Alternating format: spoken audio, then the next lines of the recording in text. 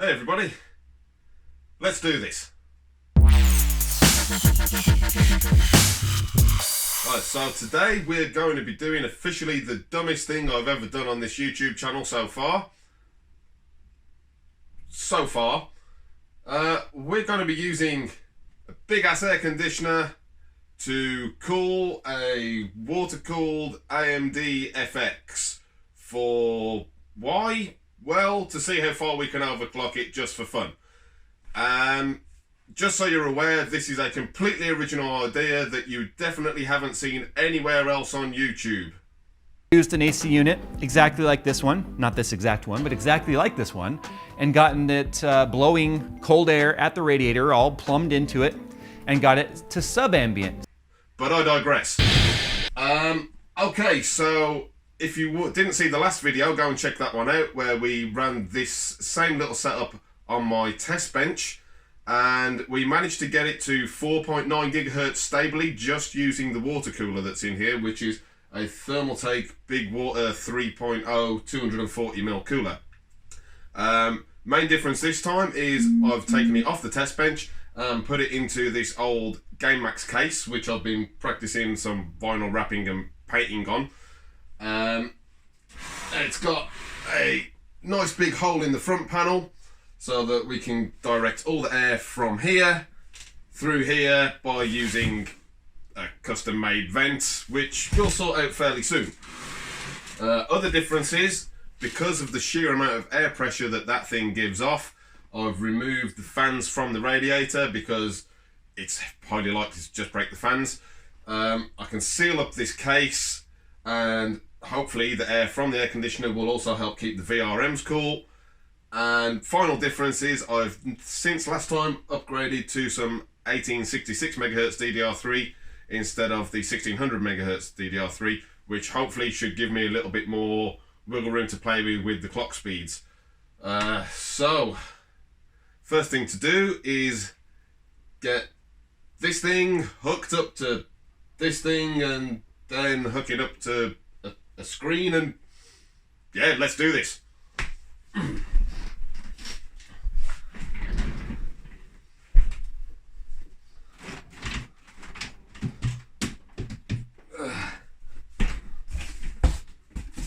I'm hoping and praying this box is about perfect.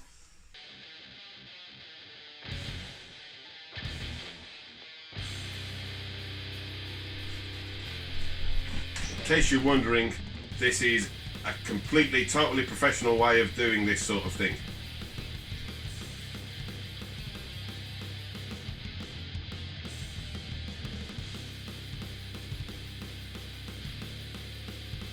Okay, so really stupidly, I didn't check the video card that I've got in there before I did all of this masking up, and I've got fantastic news.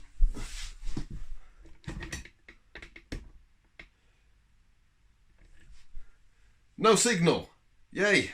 So I'm gonna strip that thing back down, put a different video card in it that I know is working, and seal it all up again. Told you this was dumb. Okay, so after a bit of screwing around with the graphics cards and resetting the BIOS because it was still stuck on the 5 GHz overclock that I tried last time, yeah, I probably could have been better prepared for this video. That being said, my monstrosity is now complete, and we have video output. And wow, would you look at that? 4 degrees on the CPU right now, which all that sellotaping was definitely worth it. Okay, so let's screw around with some frequencies. The first thing I'm going to try and do is get back to the 4.9 gigahertz overclock that I had before, but now that I'm, wow, 2 degrees Celsius now. Now that I'm able to keep this a lot cooler, I'll try and bring the voltage right the way down and see where I can get a stable 4.9, and then we'll proceed upwards from there. Okay, so as you can see right now, well, we couldn't be starting off from a much better place. 0 degrees Celsius on the CPU. That is amazing. Okay, let's just play with this thing. Okay, so like I said, the first thing we're going to do is try and get that 4.9 gigahertz. Which means going straight for 24.5.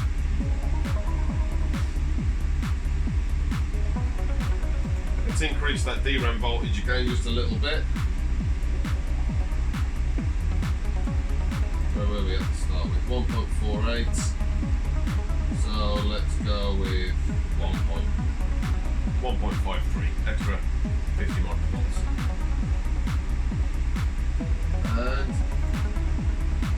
let's start with a lower offset than last time.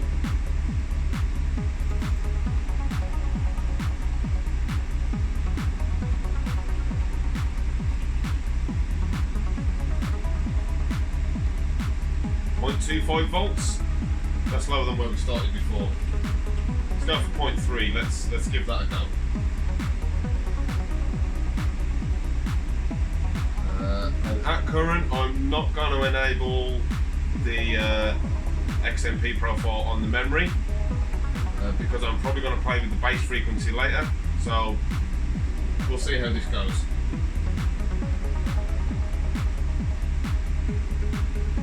CPU is starting to step into the minus. You can see it by flashing up at minus 225 degrees. Save configuration. Let's hope that this works. Come on, 4.9.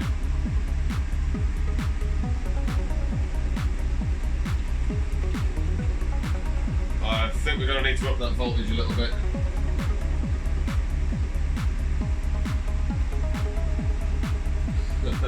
$10 degrees C.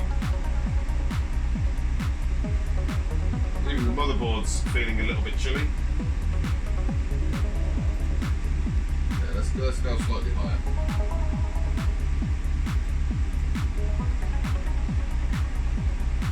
Now, one thing you may have noticed is that this is about the same volume as a Dell stock cooler.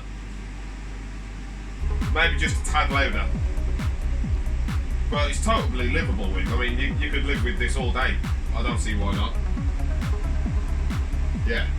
Okay, so we've got graphics officially now. That's good. Kind of mucked up the core temp program that was on the screen. Okay, but this is a good start. So let's start off by running Cinebench. We'll make sure this is staying stable. See what those core temperatures get themselves up to as well. And then we'll try, first of all, lowering the voltage for this 4.9 so I can see where the stability point is. And then we're going to go higher.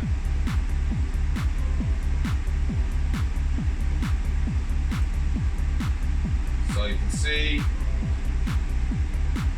22 degrees right now. Let's hit it with Cinebench and let's see what happens.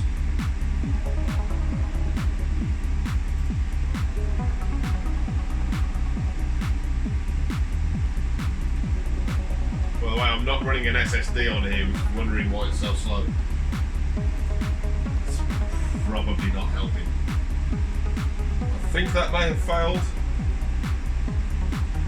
I don't think that's not a genuine score for this processor. That's really not a genuine score for this processor. What's gone on? Okay, so it turns out I'm having a weird issue with Cinebench, probably due to the amount of hardware changes I made to this system before rebooting. I'm getting a really impressive score, but it's definitely not genuine. And apparently this thing is faster than the brand new Threadripper. I kind of doubt that somehow. So instead we're just going to aim for some CPU ID validation and getting it actually booting. So screw it, we've got 4.9 gigahertz, let's try and go higher. Okay, so far I've managed to get to this point with 5.1 gigahertz. I don't think the voltage is quite keeping it stable enough. I was trying to be a little bit conservative with it.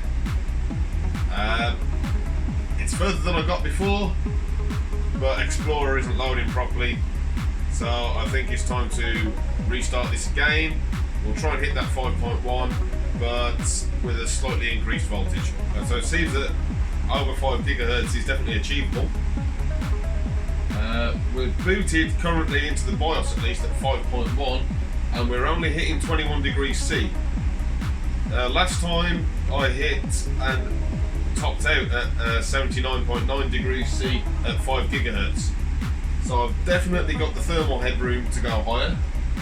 It's just a case of getting that voltage right to balance everything out. We have got 5.1 gigahertz, somewhat stable. Everything seems a little bit off. We do get some weird behaviour when we're doing this sort of overclocking. It's really not supposed to be pushed this far, but we're sitting. Well, we're below our thermal maximum anyway. We're at 1.7 volts. I think I'm going to play with the multiplier instead next and try and leave that voltage alone. But we're sort of bouncing between 20s and 60s depending on the load on the processor. Currently sitting at around 30 degrees C, which in itself is impressive. And absolute proof that everybody else should buy an air conditioner and bolt it to their PC. Let's just try and validate this score. Okay, so we've managed to validate that with CPU-Z. We've got 5.1 gigahertz, stupid voltage, and that reckons 52 degrees and 1.68 volts. Yeah? Okay, let's try playing with that multiplier, see if we can push it up even more and try and leave that voltage alone. 5.176 across all 8 cores, 52 degrees C. We've got some headroom left here. Let's go for it. We're going to try and hit like,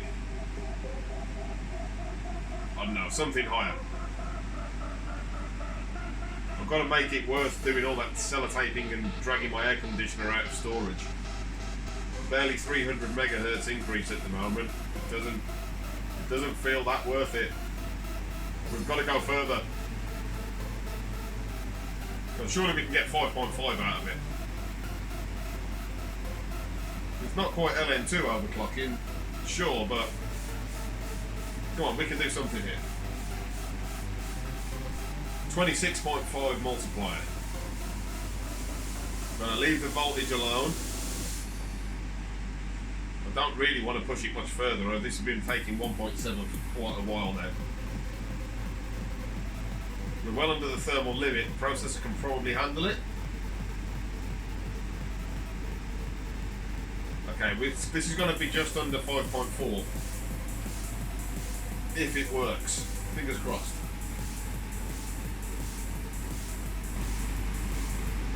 It can't take it. We're getting a little bit greedy. Okay guys, so I had several other attempts and I didn't manage to get any further than we previously got, so just short of 5.2 gigahertz was my limit. Maybe I'm doing something wrong here. Maybe one of you guys can tell me what it is that I'm doing wrong, because I've seen these things get a lot higher. Granted, it was with liquid nitrogen, over 6 gigahertz. But I was well within a temperature threshold of the CPU. I just couldn't seem to stabilize it. Maybe it's my DRAM voltage. Maybe that's the problem, or maybe even the frequency that I'm running it at. If any of you got any helpful tips and comments about this, maybe I'll give it another go. So please leave some comments on this video. I'm probably doing this completely wrong. If I'm not, then maybe I've found its limit.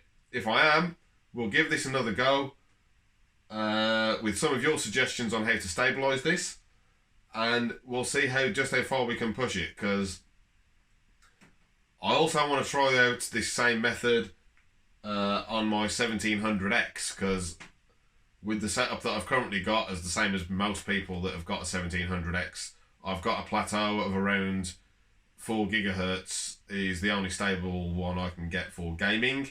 3.9 gigahertz, it has to back down to that so that I could actually run Adobe Premiere. It doesn't stay stable at 4.